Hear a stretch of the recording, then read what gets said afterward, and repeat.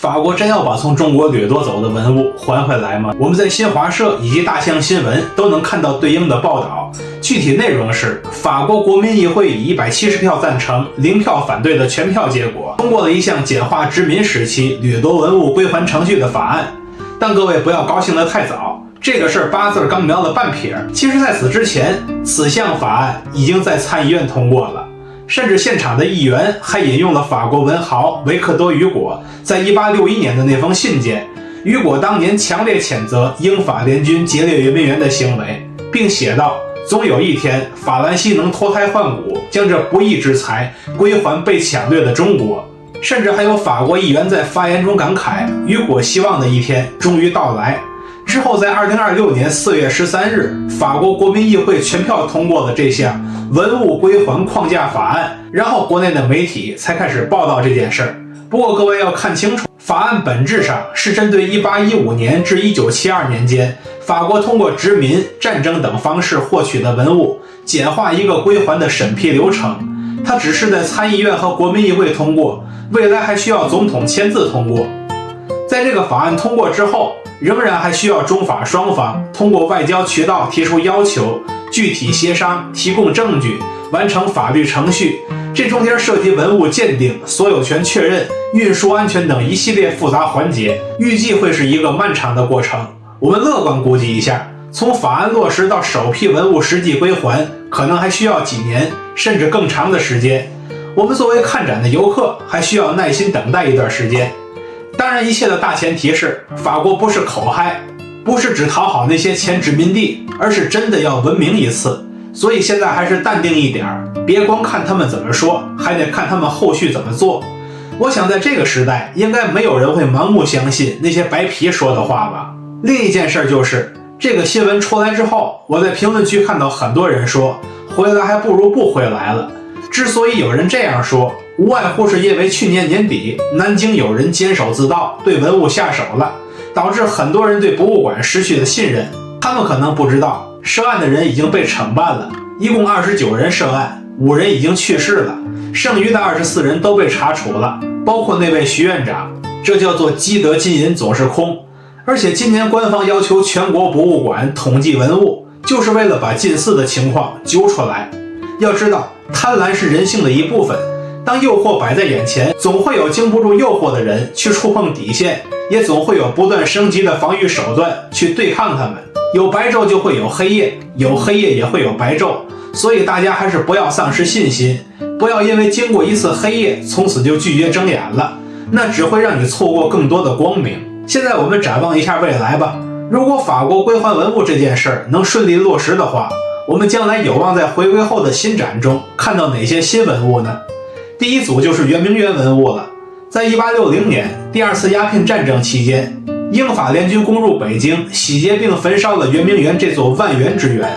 法軍司令蒙頭邦將軍將戰利品分作7大車，獻給了拿破崙3世和歐也妮皇後。這些珍寶包括金銀器、瓷器、玉器、景泰藍、漆器、編鐘、香爐、寶石鑲嵌器物等皇家御用之物。為了妥善存放這些來自東方的瑰寶，歐也妮皇後於1863年在楓丹白露宮專門開闢了中國館。這個館被譽為圓明園在西方的再現，內中收藏了1000餘件圓明園文物。其中最引人注目的華麗珍品之一是青銅鎏金佛塔。這座佛塔高約2米，通體鎏金，上面鑲嵌了綠寶石和珍珠，鑄造精良，是乾隆時期的御用之物。原陳設在圓明園長春園含經堂梵香樓，直到現在，它也位於中國館最顯著的位置。另一件同樣耀眼的是銅胎掐絲珐琅麒麟，這件是清乾隆年間的景泰藍器物，其體型生動，通體採用海洋珐琅，鱗片以銅胎掐絲勾勒，色彩鮮豔奪目，工藝複雜，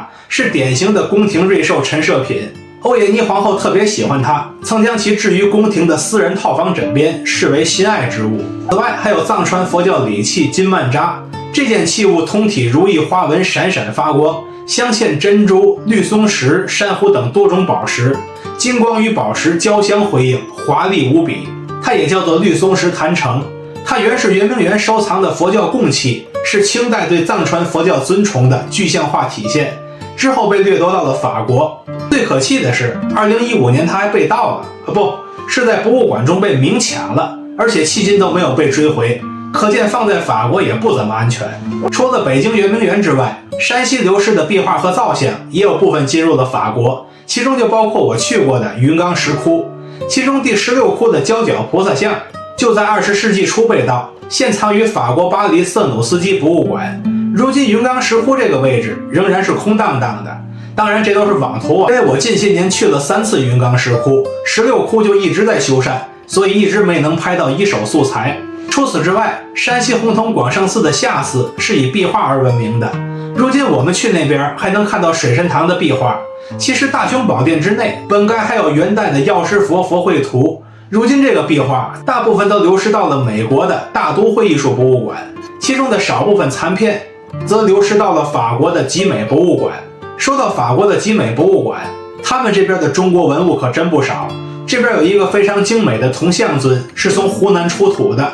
這種象形尊是非常少見的，目前一共也沒出土幾尊，其中那麼一尊就在法國集美博物館。我在旅途中還沒有看到過象尊的實物，只是聽說湖南省博有一個，可惜目前也只是听說而已。此外還收藏着北魏時期的彩绘灰陶披甲馬，這匹馬仍然保持了比较鮮豔的顏色，而且更加難能可貴的是，馬身上的甲片每一片都是帶裝飾的，每一處的裝飾都各不相同，實在是太難得了。如果這件文物能回歸大同，那這個地位得相當高了，可能比不過木板漆畫，但獨自占個櫃子應該問題不大。另外還有一些彩繪陶打球女俑，看网图看不出是什麼朝代的，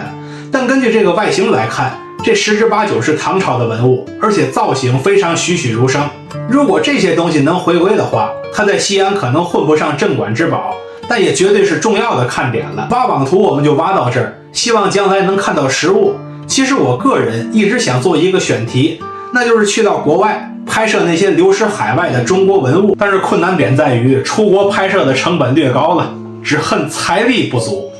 我最近這2、3年做事業真的是愈發不順，幾乎就沒賺到錢，根本就不敢大筆的花錢。不過這幾年新朋友倒是認識了不少，在穿上漢服之後，認識新朋友的速度更是加快了好幾倍，順便還吃了不少軟飯。但是出國拍視頻的事兒可能就要一路擱置下去了，得等到自己辛苦攒夠了預算，或者找到了適宜的甲方，才能真正啟動起來。最後我們回歸主題，像文物回歸這件事兒，我們只需要保持樂觀期待的狀態就好。在這個階段，肯定有不少人在為此默默付出着努力，也必然會有一些利益的交換。因為如今的我們已經足夠強大了，有實力了，能和列強平等的坐在同一張桌子上談判，也有足夠多的牌和對面交換了。相信等到將來，到那些文物真正回歸的那一天，那個時代的中國必然會比現在更強大、更精彩，也更值得我們期待。看到這裡的朋友，歡迎點讚、收藏、加關注，和徐工一起讀城，一起旅行。